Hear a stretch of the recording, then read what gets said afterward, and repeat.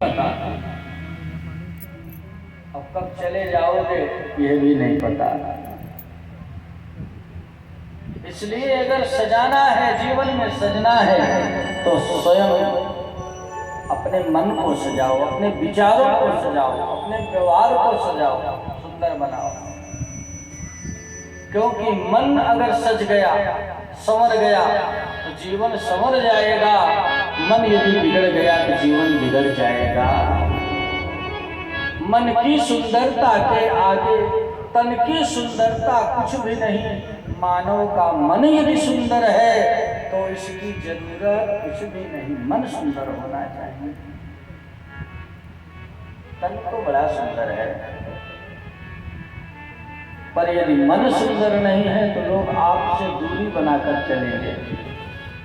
अच्छा, देखने में कोई बहुत काला कलूटा हो, लेकिन मीठी बाणी बोलता हो, अच्छा व्यवहार करता हो, तो लोग उससे जुड़ेंगे कि नहीं? जुड़ेंगे, उसके पास जाना चाहिए। और कोई बहुत गोरा न्यारा हो, लेकिन बात बात में कटु वचन बोलता हो, तो कौन उससे मिलना चाहेगा? इसलिए मन का सुंदर होना जरूरी है। मन को सुधारने के लिए ही भागवत की कथा श्रवण की जाती है। मन एवं मनुष्याणाम कारण बंधन मोक्षयोः। मन बंधन और मोक्ष का कारण हमारा मन होता है।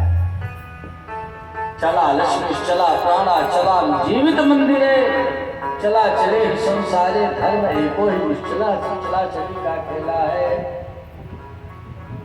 जितना भी खेला है सब चला चली का है।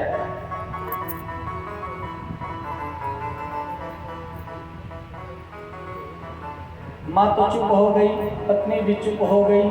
अब सोचने लगा कि हम बदला लेंगे। बदला लेने के लिए हमें अमरत्व प्राप्त करना होगा।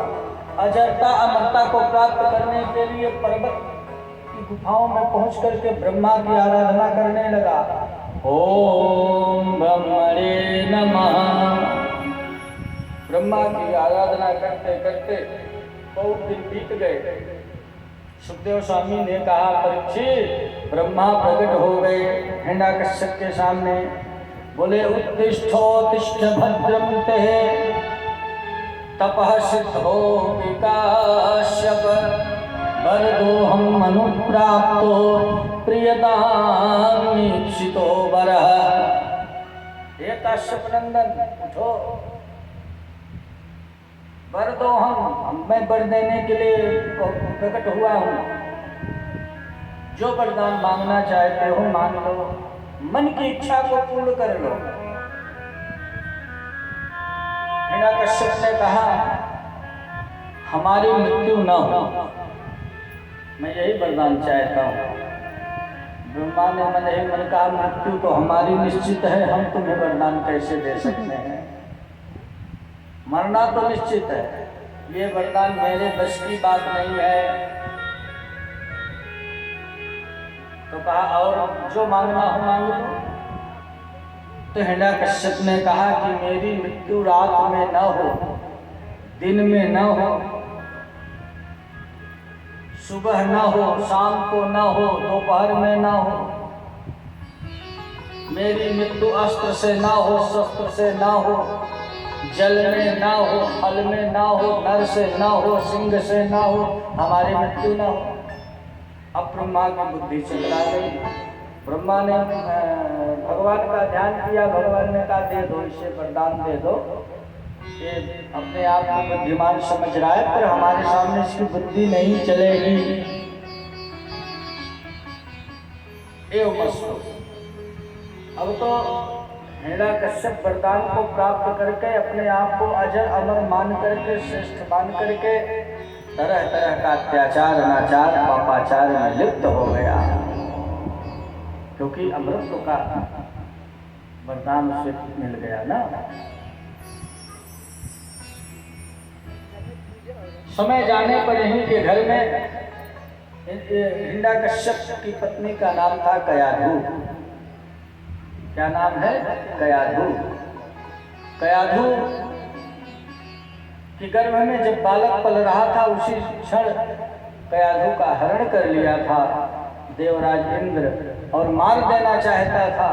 देवर्षि नारद ने बचाया। देवर्षि नारद ने कहा इसे मत मारो, क्योंकि इसके गर्भ में अब जो बालक पल रहा है वो भगवान का परम भक्त होगा।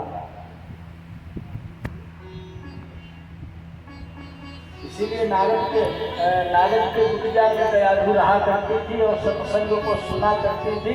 तो गर्भ में जो बालक था वो भी उस सत्संग को श्रवण किया करता था। इसलिए जब उसका जन्म हुआ, जन्म होते ही परम धार्मिक हुआ। हिरण्यकश्यप के 4 पुत्र हुए। प्रथम पुत्र का नाम था शंभलाद, दूसरे पुत्र का नाम था प्रागमहुलाद, तीसरे पुत्र का नाम था ह्यलाद और चौथे पुत्र का नाम था प्रहलाद। 4 पुत्र थे और एक पुत्री थी जिसका नाम था सिंहिका, जिससे राहु का जन्म हुआ था। प्रहलाद सबसे छोटे थे। पढ़ने के लिए इनको भेजा गया संत अर्मक के पास। अब इनको धार्मिक शिक्षा नहीं दी जाती, अधार्मिक शिक्षा दी जाती। प्रहलाद सुनते तो थे पर सुनते नहीं थे, मानते नहीं थे। कोई कुछ कह दे, जैसे आप लोग सुनते तो हो पर मानते नहीं हो। मैं कहता हूँ ताली बजाओ, लेकिन सोचते हो महाराज जी के कथा में ये भी शामिल है, तो बीच बीच में जोर से बोलो, लेकिन आपको लगता है ये भी महाराज जी कथा ही बोल रहे हैं। इनका तो काम है बोलते रहना। और सच बात है, 20 वर्षों से बोल रहे हैं, बोलते ही जा रहे हैं। सुनने वाले तो बहुत मिले पर समझने वाले बहुत कम मिले।